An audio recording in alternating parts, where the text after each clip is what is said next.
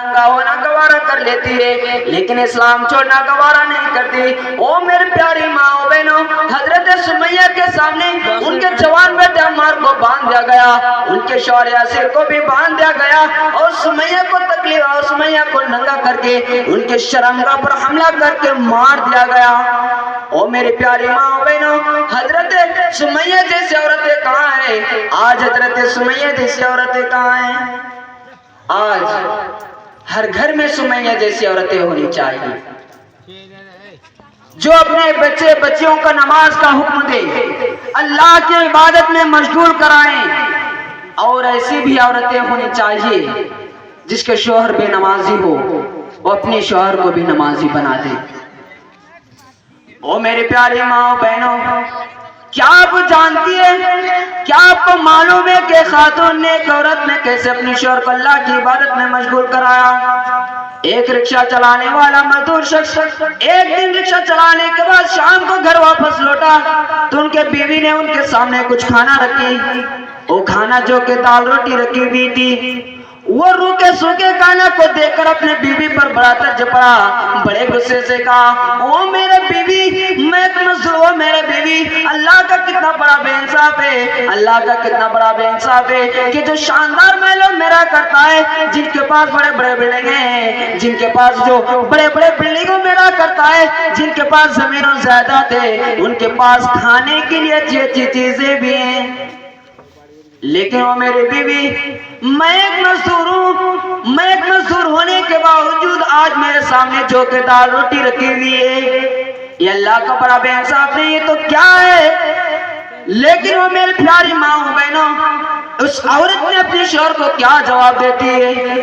عورت بولی، او میرے شوہر، مجھے بھی تو معلوم ہے کہ جو شاندار محلوں میرا کرتا ہے، جن کے پاس بڑے بڑے بلڈنگیں ہیں، جن کے پاس جو بڑے بڑے بلڈنگوں میں رہا کرتا ہے، جن کے پاس زمین و جائیداد ہے، ان کے پاس کھانے کے لیے اچھی اچھی چیزیں بھی ہیں، لیکن وہ میرے شوہر، اس نبی کے زندگی کو یاد کرو، اس نبی کے دور کو یاد کرو، اس نبی کے ایک ایک دن کی لمحہ کو یاد کرو، جس نبی کے گھر پر تو دو ماہ تک چولہا نہیں جلتا تھا، دو مہینے تک چولہا نہیں جلتا تھا۔ وہ بیوی کے جواب سن کر فوراً صدمے میں پڑ گئے اور اللہ کے دربار میں ہاتھ اٹھا کر کہا، یا اللہ، تیرا لاکھ لاکھ شکر و احسان ہے کہ آج میرے سامنے جو کہ دال روٹی رکھی ہوئی ہے، جبکہ آپ کے آخری نبی جناب محمد رسول اللہ صلی اللہ علیہ وسلم کے گھر پر تو دو ماہ تک چولہا نہیں جلتا تھا۔ یا اللہ، تیرا لاکھ لاکھ شکر و احسان ہے جو آج میرے سامنے دال روٹی رکھی ہوئی ہے، جبکہ آپ کے آخری نبی جناب محمد رسول اللہ صلی اللہ علیہ وسلم سر پانی پی کر سو جایا کرتے تھے۔ ایسی عورتیں ہونی چاہیے میری پیاری ماں و بہنوں اور میرے پیارے ساتھیوں۔ جس دن حساب ہونا ہے بہت قریب ہے میرے بھائی، یعنی قیامت کا دن بہت قریب ہے۔ اللہ نے فرمایا، اقترب للناس حسابهم وهم في غفلة معرضون۔ میرے بندو، کیسی عجیب سی بات ہے، میرے بندو کیسی عجیب سی بات ہے کہ قیامت کا دن بہت قریب ہے، یعنی حساب و کتاب کا دن بہت قریب ہے، پھر بھی تم نشے کے اڈے میں پائے جا رہے ہو، پھر بھی تم زنا میں مست ہو، پھر بھی تم گٹکا کھانے میں مست ہو، پھر بھی تم سگریٹ پینے میں مست ہو۔ اللہ نے ارشاد فرمایا، اقترب للناس حسابهم وهم في غفلة معرضون۔ حساب کا دن بہت قریب ہے میرے بھائی، یعنی قیامت کا دن بہت قریب ہے، اور کل قیامت کا دن ہوگا، اتنا خطرناک ہوگا کہ اس دن کی لمبائی اللہ نے 50,000 سال کی ذکر کیے۔ اللہ نے ارشاد فرمایا، تعرج الملائکۃ والروح الیہ فی یوم کان مقدارہ 50,000 سنہ۔ فرشتے اور جبرائیل اور امین اس پر چڑھ کر جائیں گے جس کی مقدار 50,000 سال کی ہوگی۔ او میرے پیارے ساتھیوں، اور کل قیامت کا دن ہوگا، اتنا خطرناک ہوگا کہ اس دن کی اتنا خطرناک ہوگا جس کے ڈر سے بچے بوڑھے ہو جائیں گے۔ اللہ نے ارشاد فرمایا فَكَيْفَ تَتَّقُونَ كَفَرْتُمْ يَوْمَئِذٍ يُجْعَلُ الْوِلْدَانُ شِيبًا اگر تم کفر کی راہ اختیار کرو گے، اگر تم کفر کی راہ اختیار کرو گے تو اس دن کے عذاب سے کیسے بچو گے جس دن بچے بوڑھے ہو جائیں گے؟ اور کل قیامت کا دن اللہ تعالیٰ سورج کو مخلوق سے قریب کر دے گا، اسی لیے اللہ کے نبی نے فرمایا تُدْنَى الشَّمْسُ يَوْمَ الْقِيَامَةِ مِنَ الْخَلْقِ حَتَّى تَكُونَ مِنْهُمْ كَمِقْدَارِ مِيلٍ کل قیامت کے دن اللہ تعالیٰ سورج کو مخلوق سے قریب کر دے گا حتیٰ کہ ان سے 1 میل کے دوری پر کر دے گا۔ آج سورج اتنی دور پر ہے، لگ بھگ 9 کروڑ 30 لاکھ میل دور پر ہے، پھر بھی آج انسان اس دھوپ کی تپش کو برداشت نہیں کر سکتے ہیں۔ کل قیامت کے دن تو اللہ تعالیٰ سورج کو مخلوق سے قریب کر دے گا، تو اس دن کے عذاب سے کیسے بچو گے؟ اس دن کے عذاب سے ہم اور آپ کیسے بچ سکتے ہیں؟ میرے پیارے ساتھیوں، اسی لیے اللہ کے نبی نے فرمایا فَيَكُونُ النَّاسُ عَلَىٰ قَدْرِ أَعْمَالِهِمْ فِي الْأَرْضِ لوگ اپنے اپنے اعمال کے مطابق پسینے میں ڈوبے ہوئے ہوں گے، پسینے میں غرق ہوئے ہوں گے۔ فَمِنْهُمْ مَنْ يَكُونُ إِلَىٰ كَعْبَيْهِ ان میں سے کچھ لوگ ایسے ہوں گے جن کے پسینے گھٹنوں تک ہوں گے۔ وَمِنْهُمْ مَنْ يَكُونُ إِلَىٰ رُكْبَتَيْهِ ان میں سے کچھ لوگ ایسے ہوں گے جن کے پسینے ٹخنوں تک ہوں گے۔ وَمِنْهُمْ مَنْ يَكُونُ إِلَىٰ حَقْوَيْهِ اور ان میں سے کچھ لوگ ایسے ہوں گے جن کے پسینہ ان کے کمر تک ہوگا۔ اور آخر میں اللہ کے نبی نے فرمایا اپنی لگام کی طرف اشارہ کر کے فرمایا لوگوں ان میں سے کچھ لوگ ایسے بھی ہوں گے جن کے پسینہ ان کے منہ ان کے لگام تک ہوگی، یعنی منہ تک ہوگا۔ میرے پیارے ساتھیوں، اور کل قیامت کا زلزلہ ہوگا اور اتنا خطرناک ہوگا کہ دودھ پلانے والی ماں اپنے دودھ پیتے بچوں کو چھوڑتا ہوا بھاگے گی، تمام حملوں والی عورت اپنی حملوں کو گرا دے گی۔ اللہ نے ارشاد فرمایا یا ایھا الناس اتقوا ربکم ان زلزلۃ الساعۃ شیء عظیم یوم ترونها تذہل کل مرضعۃ عما ارضعت وتضع کل ذات حمل حملها وترى الناس سکارى وما هم بسکارى ولكن عذاب اللہ شدید۔ او لوگوں، او ایمان والو، تم اللہ کے اپنے رب سے ڈرا کرو، تم اپنے پروردگار سے ڈرا کرو، کیونکہ کل قیامت کا سلسلہ بہت بڑی چیز ہے۔ تم اس دن دیکھو گے دودھ پلانے والی ماں اپنے دودھ پیتے بچوں کو بھول جائے گی، تمام حملوں والی عورت اپنی حملوں کو گرا دے گی۔ اور تم یہ بھی دیکھو گے لوگ مدوش ہوں گے، در حقیقت و مطالعے نہ ہوں گے، لیکن اللہ کا عذاب بڑے سخت ہے۔ میرے بھائیو، انسان کے پاس موت ضرور آئے گی، کسی بھی ذی روح کو موت سے چھٹکارا نہیں ہوگا۔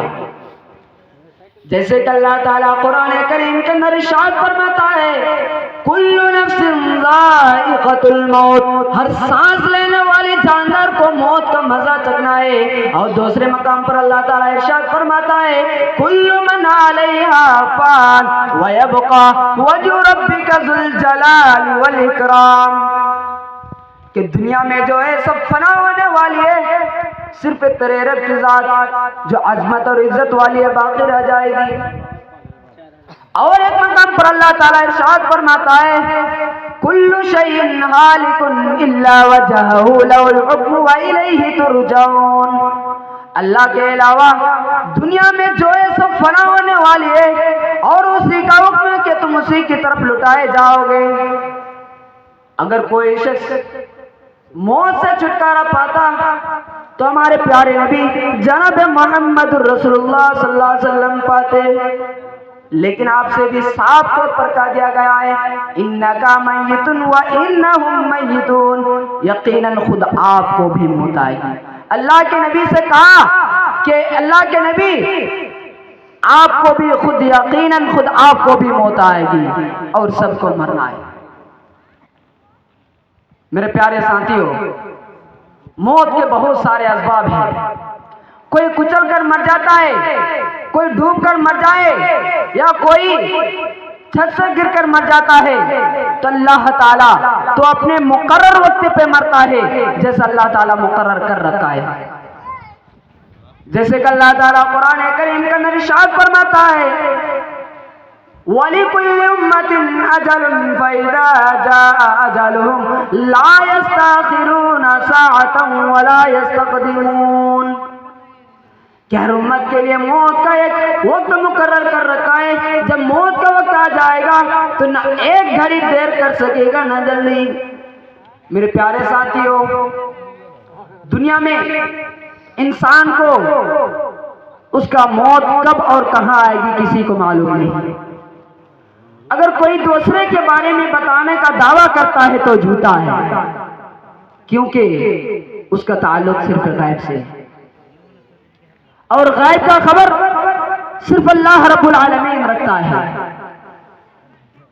جیسے کہ اللہ تعالیٰ سورہ لقمان کے اندر ارشاد فرماتا ہے ان اللہ عنده علم الساعة وينزل الغيث ويعلم ما في الارحام وما تدري نفس ماذا تكسب غدا وما تدري نفس بأي ارض تموت.